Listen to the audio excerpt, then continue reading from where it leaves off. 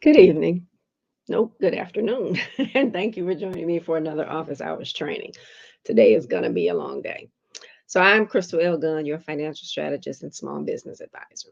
And the part of my job as that advisor and strategist that I love the most is helping you to have aha moments, self discovery moments, and helping you see what no longer serves you so that you can release all of that and soar.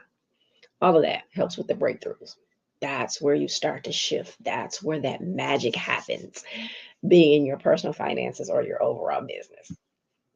So today I want to continue talking about using credit effectively with whatever your credit situation currently is. And so I've done two previous episodes on this. Go back and watch each of those because I've given tips on how to use credit effectively. And then I'll continue to give some tips after this episode.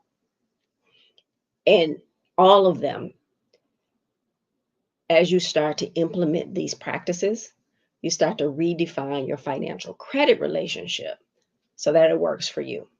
So we go back and we remember our financial relationship, which includes that credit relationship, was not defined by you. It was defined by all of these outside forces. You can go back and watch that in any video that has shaped your financial relationship, but it's not serving you.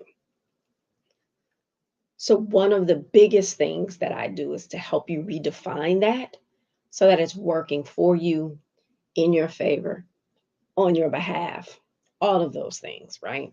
So, today, though, I just want to cover one more topic on using credit effectively. I will go into some more next week, but today I just want to focus on one, and that's the automation process, right?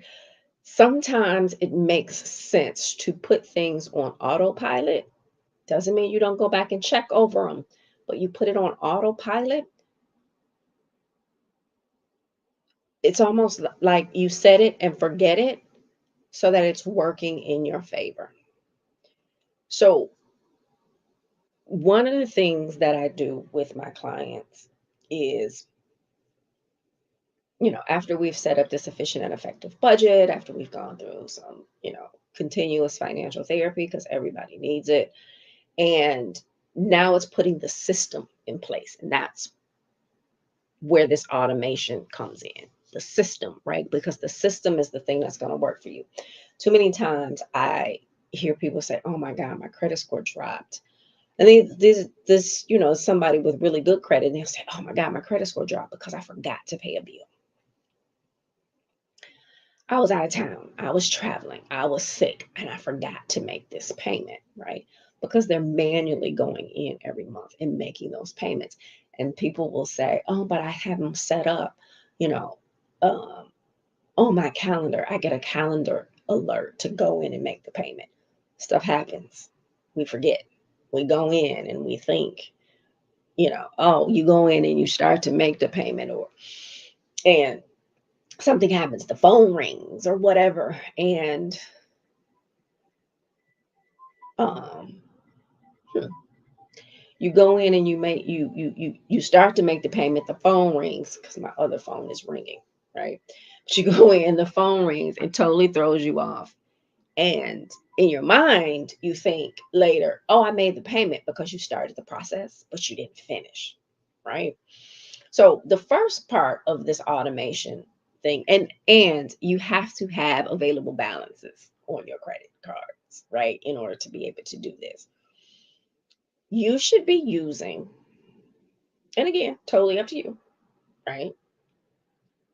But you should be using your credit cards to pay your bills. gas bill, light bill, phone bill, insurance, streaming services. So all, apps on your phone, credit cards. One reason is it's better protection than using your debit card, right? It's just better protection.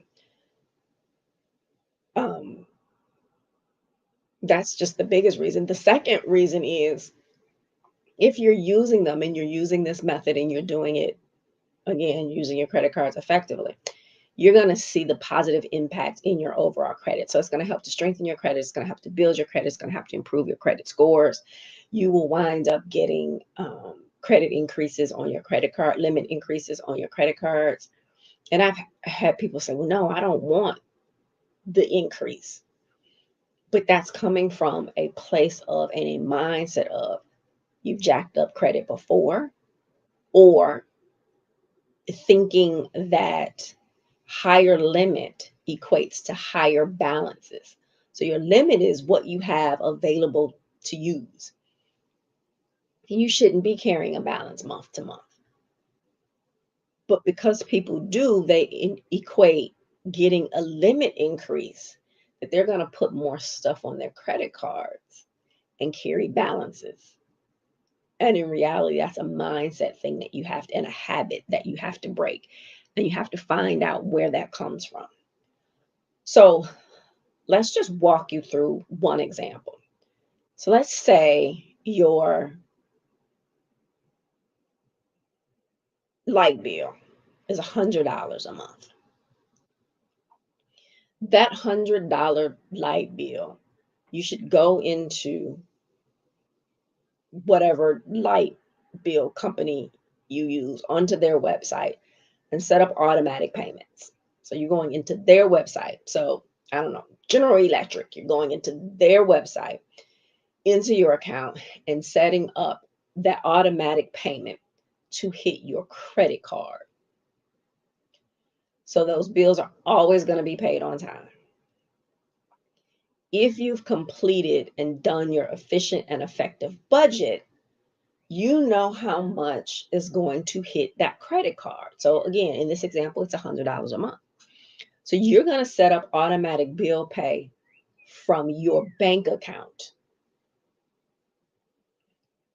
So your checking account is at ABC Bank. You're going to go into your account at ABC Bank into the bill pay and schedule that $100 electric payment that hit your credit card.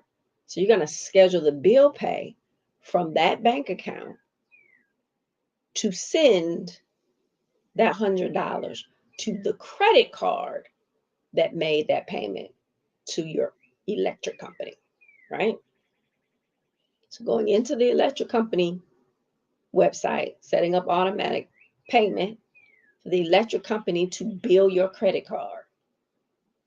You then go into your bill pay at your bank for your checking account and set up your bill pay to send from your checking account to your credit card in the amount of $100, because that's what your electric bill is on that credit card's due date or the day before, right? So you need to look at what's been the average over the last 3 months, because light bill, gas bill, those things typically, they're not the same every month, but it's typically not a major swing in it unless maybe it's your water bill and now it's the summer and you are watering your grass more than you've done before. Then that might be a significant difference. But just regular, it shouldn't be that much of a difference. So if 1 month it's $100, if 1 month it's $105, 1 month it's $97, right? You take whatever that average is. And that's what you're setting up automatic payments. So let's say the average of that, I didn't do that. I can't do that in my head. But let's say the average of that was $102, right? Nope, let's just do it. What did I say? 105 plus 100 plus 97 equals divided by 3. The average is $101. So $100.66. So $101. So you're going to set up bill pay every single month to send from your bank account to your credit card $101 to pay that credit card debt. Some months you'll have a credit of a couple dollars. Some months you will have a balance of a couple dollars because it's not going to be the same every month. As long as it's, a couple dollars, if you're carrying a balance, that's not significant enough that you're paying a lot of interest, because that month where it's that balance is lower, you're going to cover that off and wipe that back down to zero or credit. And there's a few things that starts to happen. That credit card company is like, oh, wait, they're using their credit effectively. They have a balance and it's being paid on the due date and it's being paid in full, or again, a couple of dollars here or there. And you're using it every single month. So they are going to increase your credit limit. Now, again, people will say, well, why would I want my credit limit increase? That's because you're associating a credit limit increase with carrying a balance. But if you're using your credit cards effectively, and if you're doing this method, you have the money set aside, because previously the money was being drawn from your bank account. You were just paying it from your debit account. So that money should already be sitting there for you to be able to make those payments anyway. So you shouldn't be carrying a balance. So the credit card company is going to say, oh God, they're using it and they're using this effectively. They're putting this on there. They're paying it off, right? And your score is going to go up. The credit card company is going to say, oh, wait, after about 4, 5, 6 months of this, they'll probably give you an increase, right? And I remember I have a Walmart credit card. It's I don't know, Walmart is through Capital One, but I have a Walmart credit card. I don't shop at Walmart for groceries. But I've had this credit card for years, right? And it was one of the very first credit cards that I got after my financial storm and rebuilding my credit, filing bankruptcy. You all have heard the story. So this was probably, I don't know, 14, 15 years ago. And it was one of the first cards I got. The limit was $200. Again, I don't shop at Walmart for groceries, right? And typically when I would go into Walmart for anything else, I would always, use my debit card or use another card that had cashback rewards or something like that. And I would never even think to even use the Walmart card.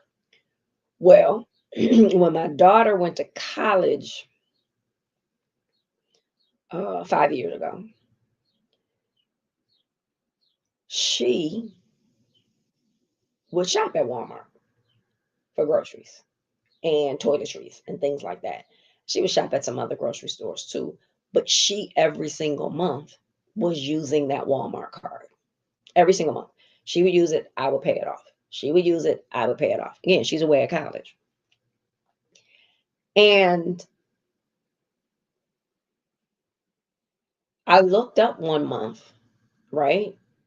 And they had increased that limit from $200 to $1,500, solely because I didn't ask for the limit increase, solely because that was happening. She was using the card, I was paying it off. She was using the card, I was paying it off. They gave me a limit increase.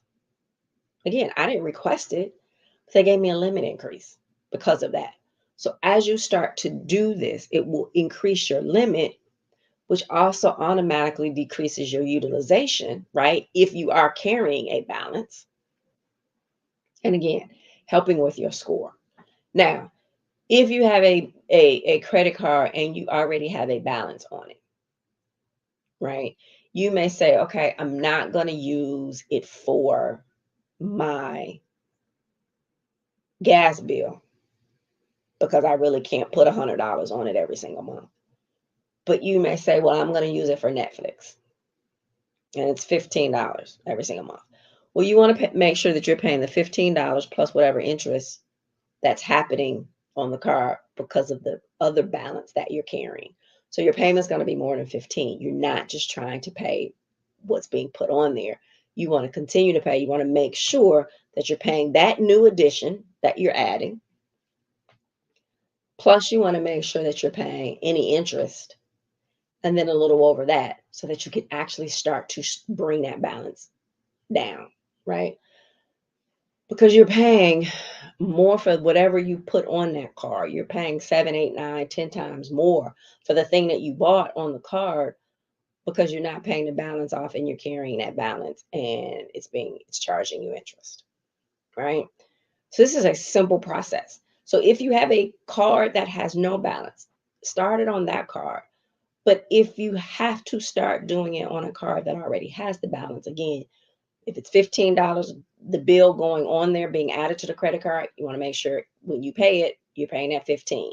You can look at your previous statements and see where that interest, that range of interest. So let's say it was, $40 worth of interest because of your balance. So now you're paying the 15 plus the 40. So what's that, 55? You want to make sure then you're paying something on top of that. So you may say, you know what, I want to slowly or rapidly get this credit card balance down. So you may say, well, I'm going to put an extra 20, an extra 40, an extra 60 on top of that, right? So you're paying for the new thing, you're paying the interest for the old thing, and then you're paying to slowly decrease that balance, or again, rapidly decrease that balance, right?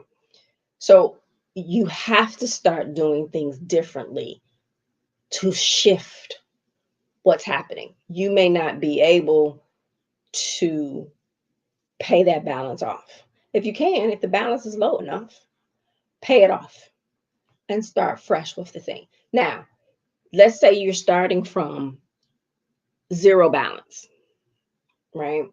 You may be able to put a few things on that card to do that very same thing. It might be, Netflix, it might be your water bill, and it might be, I don't know, um, one other thing, Hulu or something, right? So now you have those three things that um hitting that credit card. And they're hitting the credit card on different dates because they're being charged on different dates, right? So you're hitting that credit card on different dates. Let's say that your payment is due on the credit card the 5th of every single month. You know how much all of those are. You took you know how much all three of those add up to $100, right? You're sending $100 automatically to that credit card that's due on the 5th, right? You can do it a couple of days before or right then.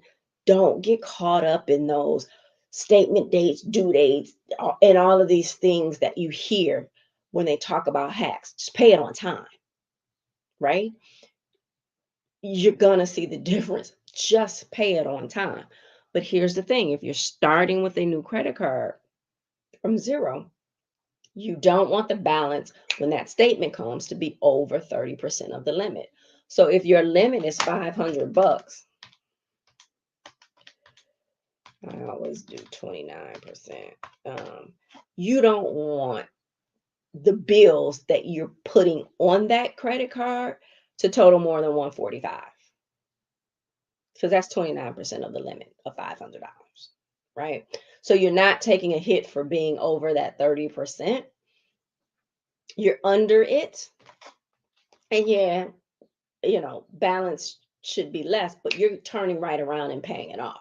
So the credit card company and the credit agencies are seeing a balance hit, and then that you're paying it off.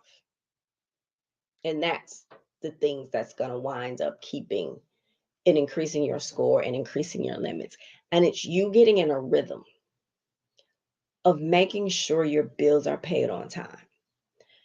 Somebody will say, well, make sure you pay it by this date. Make sure you pay it by that date. If you're paying it by your due date and you're doing that every single time on all of your credit accounts, credit cards, car payment, mortgage payment, installment loan, whatever it is, you're going to start to see the improvement of your credit.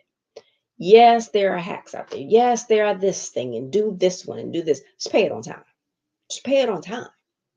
right? My daughter has over a 700 credit score with 2 credit cards. She's not paying by this date and doing all that. Due date set. It's going to either be a couple of days before or by the due date. It's never after, right? But it's right.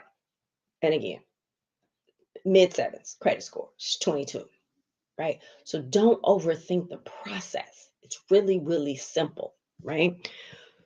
We just have to stop trying to do these hacks and these quick fixes and just do the things the right way and consistently, and you'll start to see those changes. That's just one thing.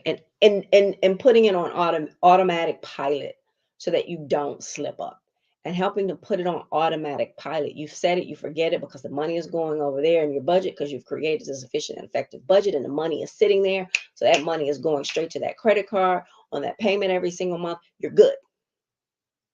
And it's operating on autopilot and it's helping your score. But it's also, you start to see it working. And again, you're having a mindset shift. You're having an aha moment like, oh, okay. I I am seeing the difference in this thing. And it's changing your habits and your behaviors and helping you redefine your financial relationship so that it works for you. Simple, right? So we know what's next. My favorite things. I like that image. We know what's next. My favorite things. So let's talk about that. I don't know which way I want to do that. My favorite things. Credit check. Listen, the link is in the description. Get you a credit checkup on the personal side or the business side, right? Get advice on the things that you should do. And the reason why I do this credit checkup piece is because you may not need you may not need credit coaching or credit repair, things that are gonna go. I do this with people all the time, and I can tell them 2 or 3 things. Here, do this, do that, and then you'll be fine. Right?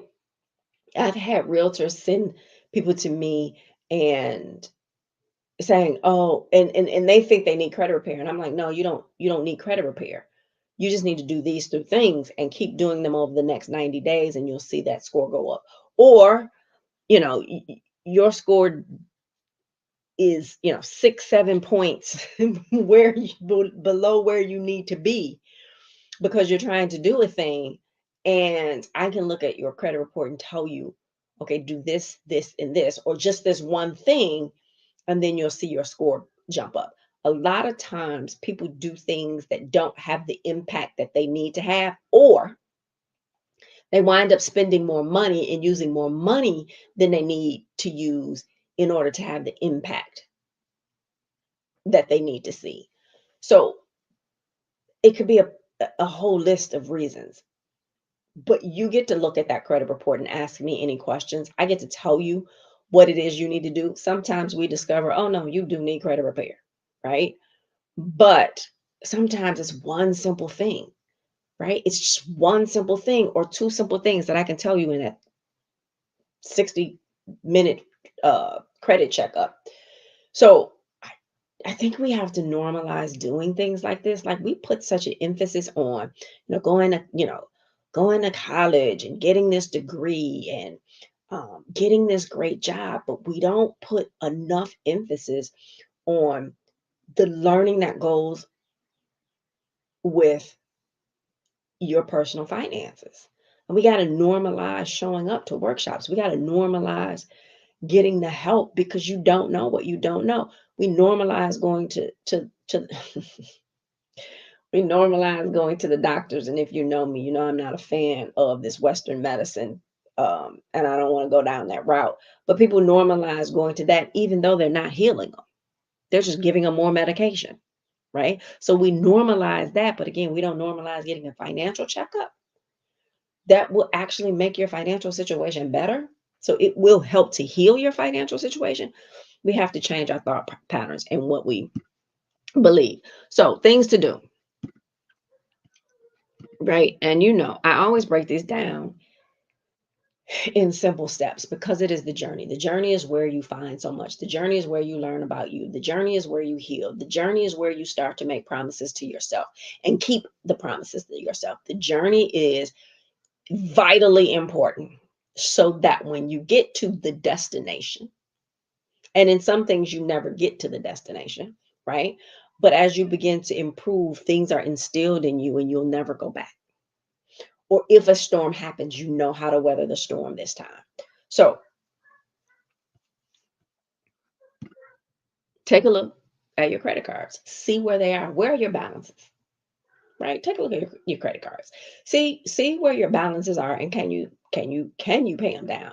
A couple reasons. So I understand that you know over 75% of the people in the US are living paycheck to paycheck right now. So a lot of times it's difficult to pay down or off debt.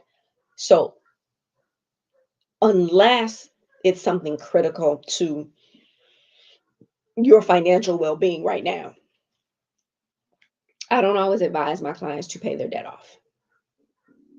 Again, it's not a cookie cutter thing. It depends on you, right? It depends on you. Have a had a client who had all of those credit cards that were maxed out. She's $1,000 in the hole every single month. We had to do some things to pay those off because she couldn't survive because those credit card payments were so high. So we had to do some things. We had to use the equity in our house and do some strategic things in order to pay that off, in order to be able to set the system up. I have another client whose credit cards are maxed out. She doesn't have equity in her house. She doesn't, because she doesn't own a house. So there's no equity. She cannot go get another loan to pay off her credit card debt. Her credit card debt, she got three payments and three credit cards, and the limits are like 300 on each, and she's right under three on one, and you know, a little over on the other two.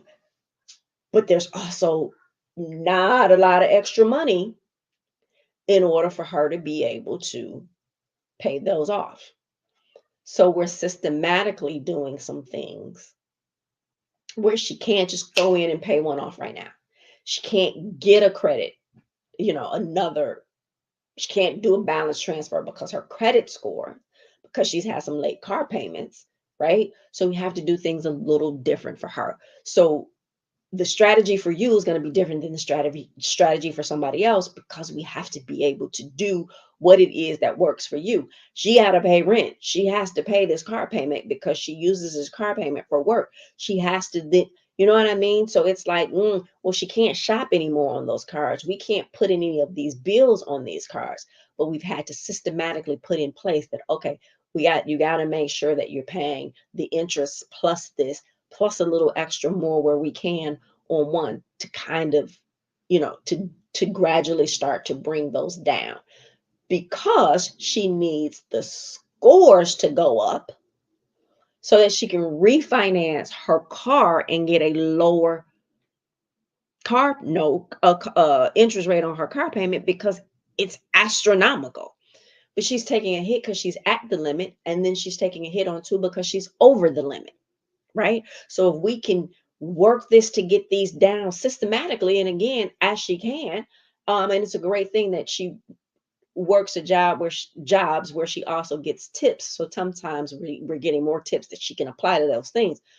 But my point of both of those stories is it has to work for you. And sometimes, because this isn't what you do, you don't know which way to go, right? You may think, okay, I got these three credit cards, I need to pay this one off first. Well, that is not where you're going to see the biggest impact, because you still have these other two. So maybe we work to bring all three of those down below that 30%. Well, now let's just start bringing them down, the balance back below the limit, because her balance is over the limit. So let's get rid of that one hit on these two cards. And then let's start to back them down, not paying them one all the way off, but back them all down so that we're decreasing the utilization across all of them, right? Again, a system, a strategy to work. But the strategy for everybody is going to be different to improve your financial relationship. So take a look at your credit cards. Set up the automatic payments. I always tell people set up if you're not doing anything but setting up whatever that payment if you have a balance, whatever that payment is that you're paying every single month. Your minimum payment might be, I don't know, $40, but you're saying, well, no, I'm paying 60 every single month. Okay, set that minimum payment up on automatic payment so that you never, ever, ever are late on that payment, right? And then if you're gonna do the paying the bills and then paying the bills with the credit card and then setting up the automatic payment for bill pay, set those things up, put them on autopilot, set it so you can forget it. It doesn't mean you don't go back and review, but it means you won't miss a payment. And the third thing is make a decision.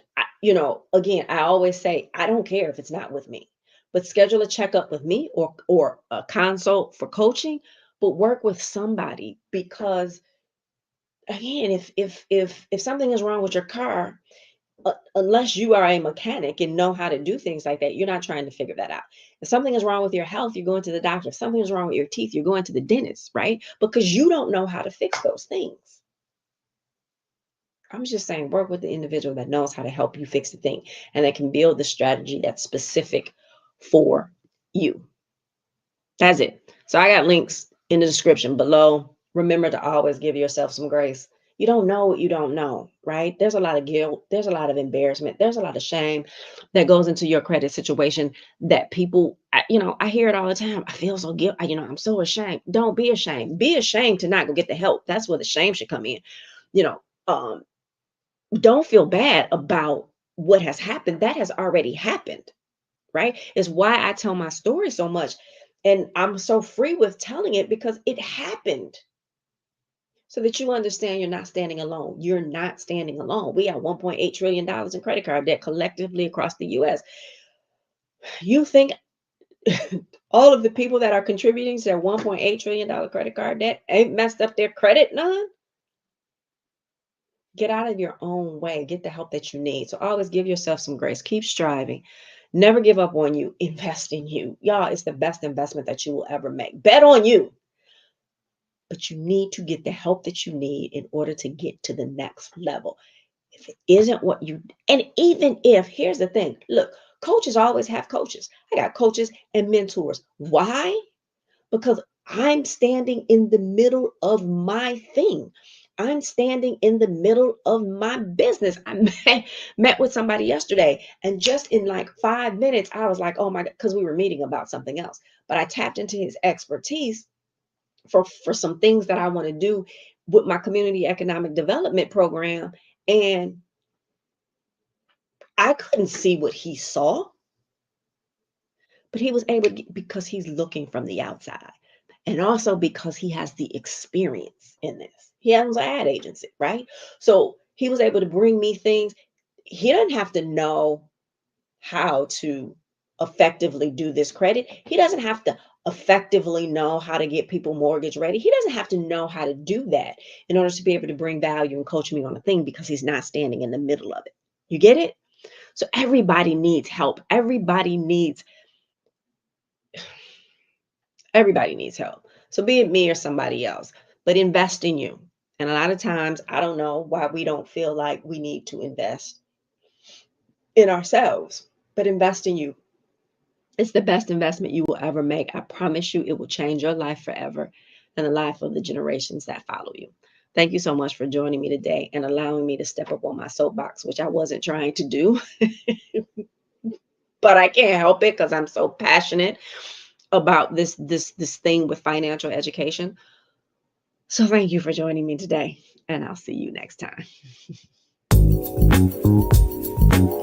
Thank you for watching. I appreciate your time. Be sure to join me for the private online Q&A immediately following. The link is in the description. And if you haven't done so already, please be sure to subscribe to my channel and turn notifications on so you never miss this opportunity. Thank you again, and I will see you on the other side.